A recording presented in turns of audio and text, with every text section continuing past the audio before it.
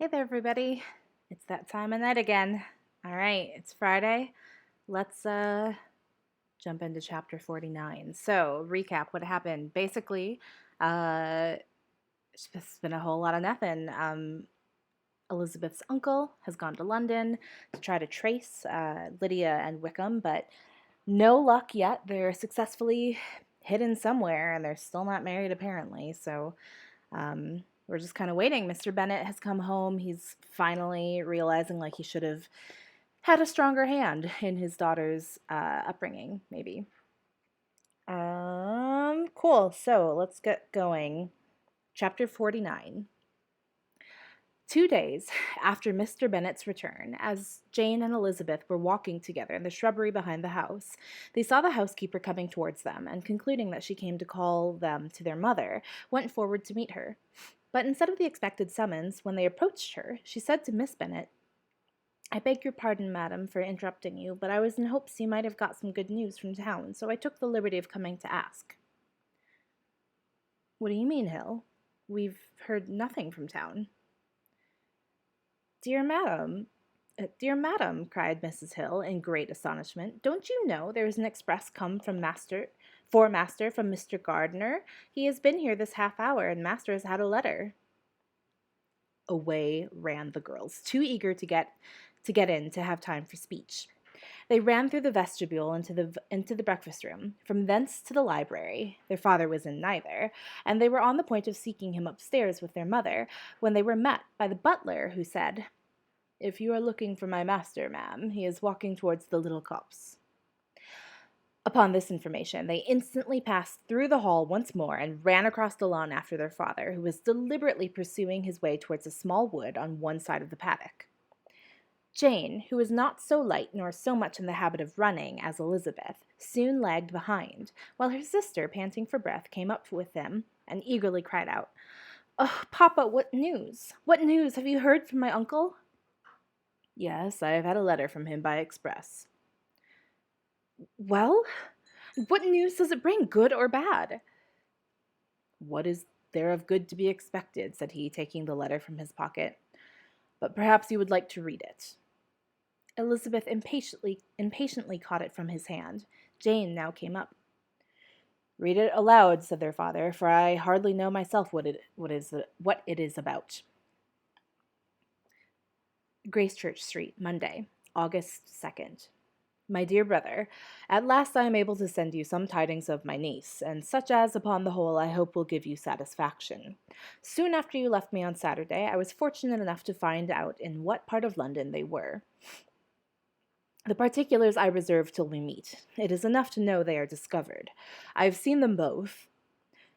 "Then it is as I always hoped," cried Jane. "They are married." Elizabeth read on. "I have seen them both. They are not married, nor can I find there was any intention of being so, but if you are willing to perform the engagements which I have ventured to make on your side, I hope it will not be long before they are. All that is required of you is to assure to your daughter by settlement her equal share of the 5,000 pounds your children, after the decease of yourself and my sister, and, moreover, to enter into an engagement of allowing her, during your life, 100 pounds per annum. These are the conditions which, considering everything, I had no hesitation in complying with, as far as I thought myself privileged for you. I shall send this by express, that no time may be lost in bringing me your answer. You will easily comprehend from these particulars that Mr. Wickham's circumstances are not so hopeless as they are generally believed to be. The world has been deceived in that respect, and I am happy to say there will be some little money, even when all his debts are discharged, to settle on my niece, in addition to her own fortune. If, as I conclude will be the case, you send me full powers to act in your name throughout the whole of this business, I will immediately give directions to Haggerson for preparing a proper settlement. There will not be the smallest occasion for your coming to town again. Therefore, stay quietly at Longbourn and depend on my diligence and care. Send back your answer as soon as you can, and be careful to write explicitly. We have judged it best that my niece should be married from this house, of which I hope you will approve. She comes to us today. I shall write again as soon as anything more is determined on. Yours, etc., Edwin Gardiner. Is it possible? Cried Elizabeth, when she had finished. Can it be possible he will marry her? Wickham is not... Oh. Oh, Tilly. Is it sorry. Is it possible? Cried Elizabeth. Can it be possible that he will marry her? Wickham is not so undeserving, then, as we have thought him, said her sister. My dear father, I congratulate you. And have you answered the letter? Said Elizabeth. No, but it must be done soon. Most earnestly did she then entreat him to lose no more... Oh, man, so sorry. To lose no more time before he wrote. Oh, my dear father, she cried, come back and write immediately. Consider how important every moment is in such a case.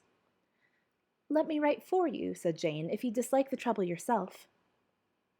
I dislike it very much, he replied, but it must be done. And so saying, he turned back with them and walked towards the house. And may I ask, said Elizabeth, but the terms, I suppose, must be complied with. Complied with? I'm only ashamed of his asking so little. And they must marry, yet he is such a man. Yes, they must marry. There is nothing else to be done. But there are two things that I want very much to know. One is, how much money your uncle has laid down to bring it about, and the other, how I am ever to pay him. Money? My uncle, cried Jane. What do you mean, sir? I mean that no man in his senses would marry Lydia on so slight a temptation as 100 a year during my life, and 50 after I am gone. That's very true, said Elizabeth, though it had not occurred to me before. His debts to be discharged, and something still to remain. It must be my uncle's doing.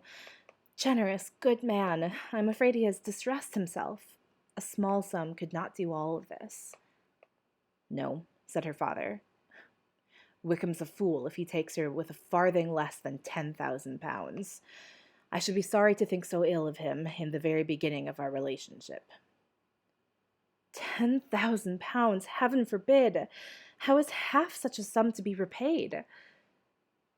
Mr. Bennet made no answer, and each of them, deep in thought, continued silent till they reached the house.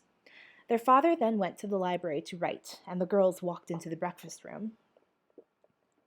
And they are really to be married, cried Elizabeth, as soon as they were by themselves. How strange that is! And for this we are to be thankful, that they should marry, small as is their chance of happiness, and wretched as is his character. We are forced to rejoice.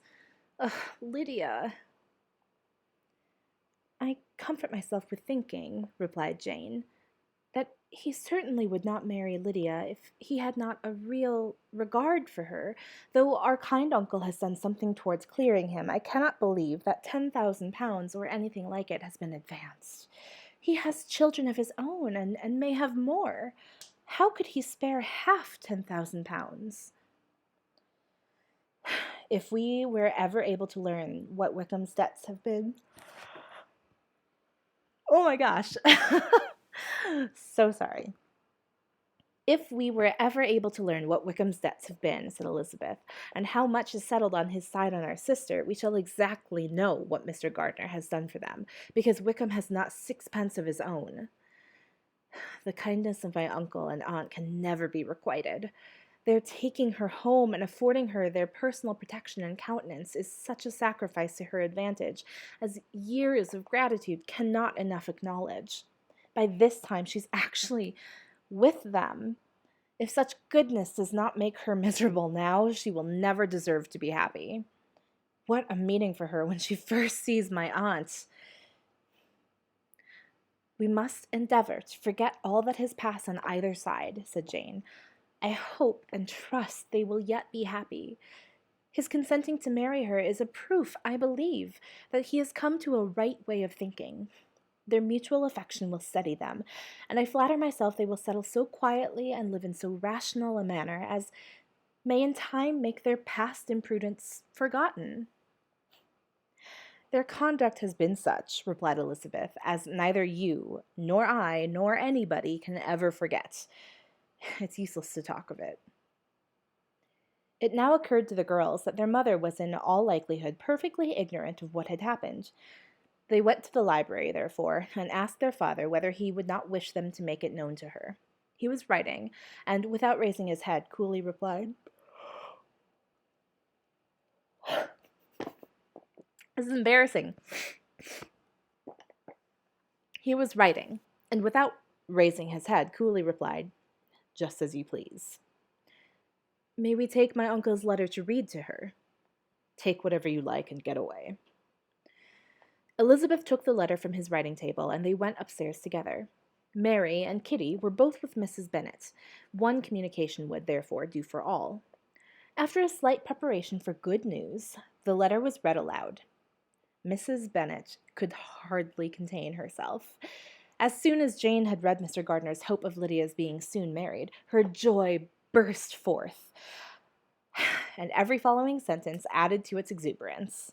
She was now in an irritation as violent from delight as she had ever been fidgety from alarm or vexation. To know that her daughter would be married was enough. She was disturbed by no fear for her felicity, nor humbled by any remembrance of her misconduct. "My dear, dear Lydia," she cried, "this is delightful indeed. She will be married. I shall see her again. She will be married at 16.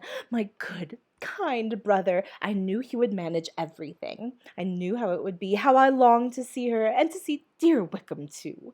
But the clothes, the wedding clothes. I will write to my sister Gardiner about them directly. Lizzie, my dear, run down to your father and ask him how much he will give her. Stay, I will go myself. Ring the bell, Kitty, for Hill. I will put on my things in a moment. Oh, my dear, dear Lydia, how merry we shall be together when we meet." Her eldest daughter endeavored to give some relief to the violence of these transports by leading her thoughts to the obligations which Mr. Gardiner's behavior laid them all under. "For we must attribute this happy conclusion," she added, "in a great measure to his kindness. We are persuaded that he has pledged himself to assist Mr. Wickham with money." "Well," cried her mother, "it is all very right. Who should do it but her own uncle? If he had not had a family of his own, I and my children must have had all his money, you know, and it is the first time we have ever had anything from him, except a few presents. Well, I am so happy. In a short time I shall have a daughter married. Mrs. Wickham. Well, how it sounds. And she was only 16 last June. Oh, my dear Jane, I am in such a flutter that I am sure I can't write, so I will dictate and you will write for me. We will settle with your father about the money afterwards, but the things should be ordered immediately." She was then proceeding to all the particulars of calico, muslin, and cambric, and would shortly have dictated some very plentiful orders, had not Jane, though with some difficulty, persuaded her to wait till her father was at leisure to be consulted. One day's delay, she observed, would be of small importance, and her mother was too happy to be quite so obstinate as usual. Other schemes, too, came into her head. "I will go to Meryton," said she, "as soon as I am dressed, and tell the good news to my sister Phillips. And as I come back, I can call on Lady Lucas and Mrs. Long. Kitty, run down and order the carriage. An airing would do me a great deal of good, I am sure. Girls, can I do anything for you in Meryton? Ah, here comes Hill. My dear Hill, have you heard the good news? Miss Lydia is going to be married, and you shall all have a bowl of punch to make merry at her wedding." Mrs. Hill began instantly to express her joy. Elizabeth received her congratulations among the rest, and then, sick of this folly, took refuge in her own room that she might think with freedom. Poor Lydia's situation must at best be bad enough, but that it was no worse, she had need to be thankful. She felt it so, and though in looking forward neither rational happiness nor worldly prosperity could be justly expected for her sister, in looking back to what they had feared only 2 hours ago, she felt all the advantages of what they had gained. You know what? It's Friday. Let's do another chapter. Chapter 50, or in ridiculous Roman numerals, Chapter L. Great. All right. Mr. Bennet had very often wished before this period of his life that, instead of spending his whole income, he had laid by an annual sum for the better provision of his children and of his wife if she survived him. He now wished it more than ever. Had he done his duty in that respect, Lydia need not have been indebted to her uncle for whatever honor or credit could now be purchased for her. The satisfaction of prevailing on one of the most worthless young men in Great Britain to be her husband might then have rested in its proper place. He was seriously concerned that a cause of so little advantage to anyone should be forwarded at the sole expense of his brother-in-law, and he was determined, if possible, to find out the extent of his assistance, and to discharge the obligation as soon as he could. When first Mr. Bennet had married, economy was held to be perfectly useless, for, of course, they were to have a son. This son was to join in cutting off the entail as soon as he should be of age, and the widow and younger children would by that means be provided for.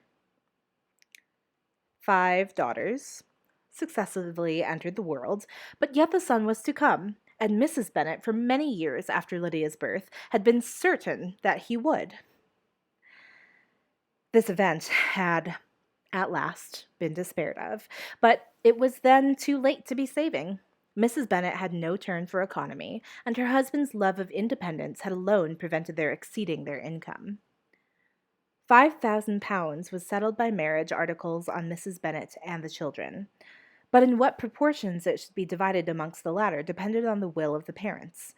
This was one point with regard to Lydia, at least, which was now to be settled, and Mr. Bennet could have no hesitation in acceding to the proposal before him. In terms of grateful acknowledgment for the kindness of his brother, though expressed most concisely, he then delivered on paper his perfect approbation of all that was done, and his willingness to fulfill the engagements that had been made for him.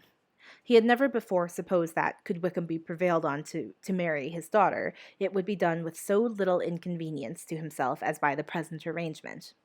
He could scarcely be £10 a year the loser by the 100 that was to be paid them, for, what with her board and pocket allowance, and the continual presents in money which passed to her through her mother's hands, Lydia's expenses had been very little within that sum. That it would be done with such trifling exertion on his side, too, was another very welcome surprise, for his wish at present was to have as little trouble in the business as possible. When the first transports of rage which had produced his activity in seeking her were over, he naturally returned to all his former indolence. His letter was soon dispatched, for, though dilatory in undertaking business, he was quick in its execution. He begged to know further particulars of what he was indebted to his brother, but was too angry with Lydia to send any message to her. The good news quickly spread throughout the house, with proportionate speed through the neighborhood. It was borne in the latter with decent philosophy.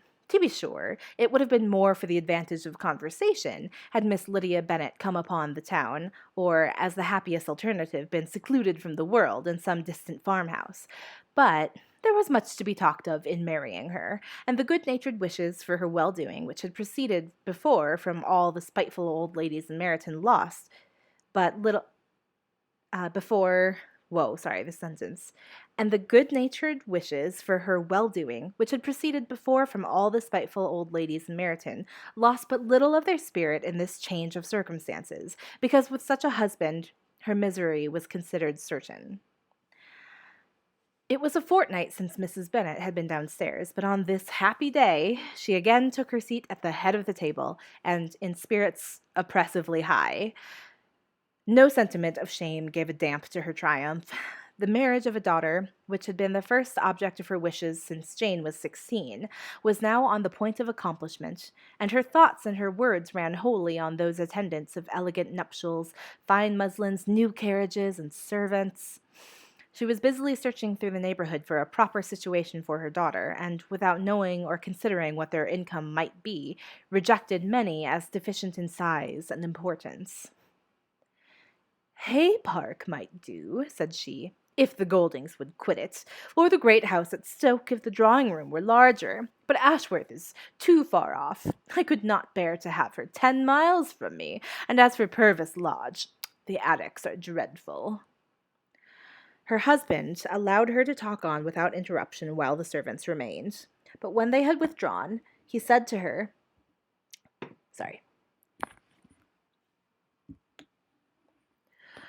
But when they had withdrawn, he said to her, "Mrs. Bennet, before you take any or all of these houses for your son and daughter, let us come to a right understanding. Into one house in this neighborhood they shall never have admittance. I will not encourage the imprudence of either by receiving them at Longbourn." A long dispute followed this declaration, but Mr. Bennet was firm. It soon led to another, and Mrs. Bennet found, with amazement and horror, that her husband would not advance a guinea to buy clothes for his daughter. He protested that she should receive from him no mark of affection whatever on the occasion. Mrs. Bennet could hardly comprehend it.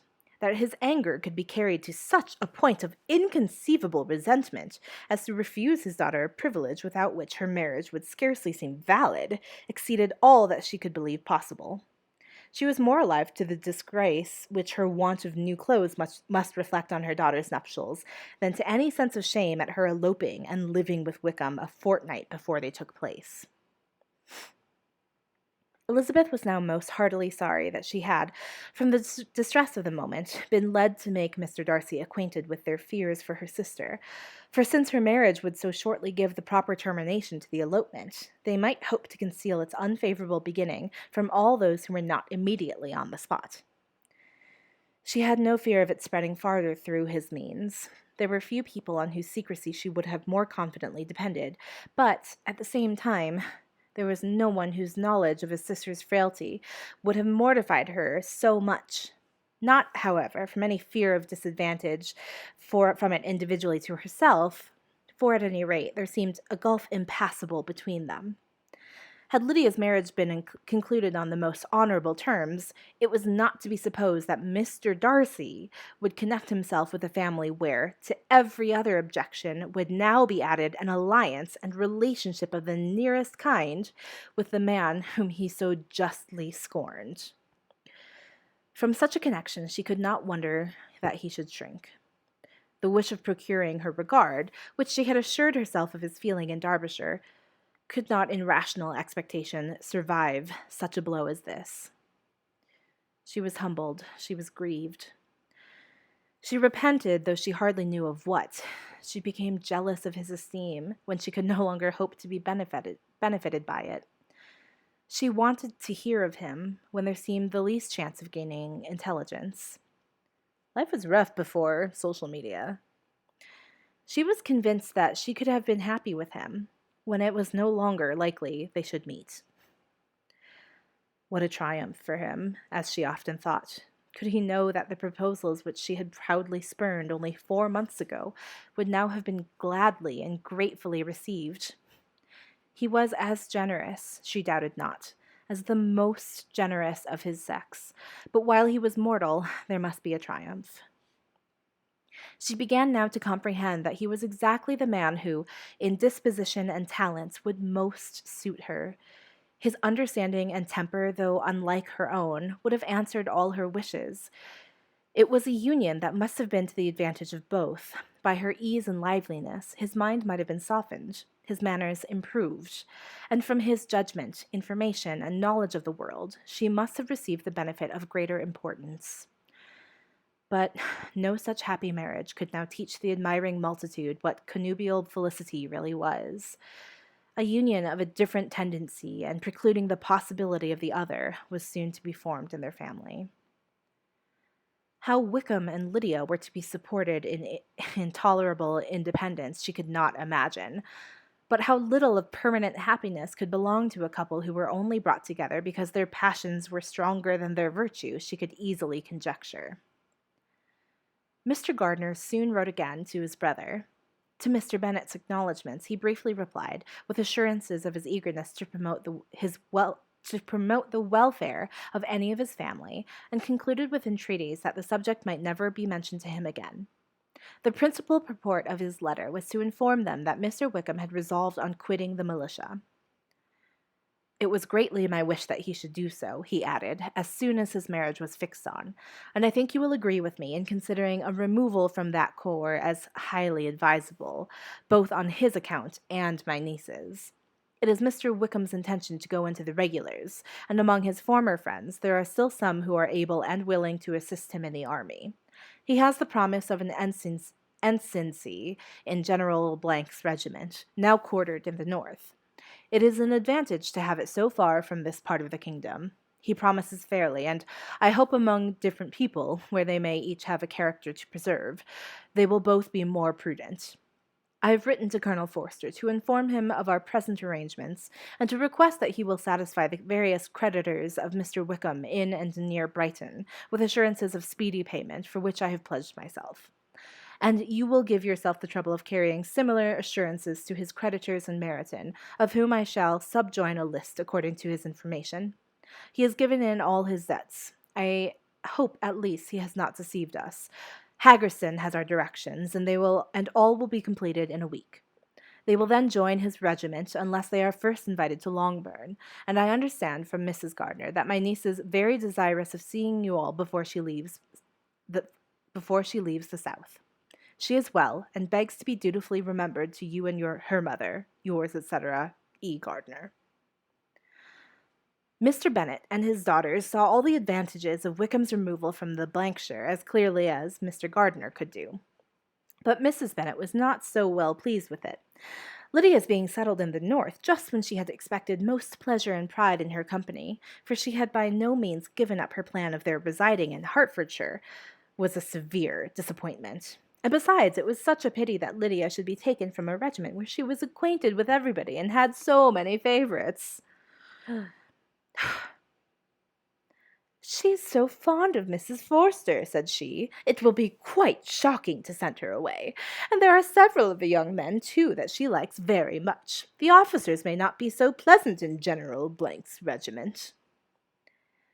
His daughter's request, for such as it might be considered, of being admitted into her family again before she set off for the north, received at first an absolute negative. But Jane and Elizabeth, who agreed in wishing, for the sake of their sister's feelings and consequence, that she should be noticed on her marriage by her parents, urged him so earnestly, yet so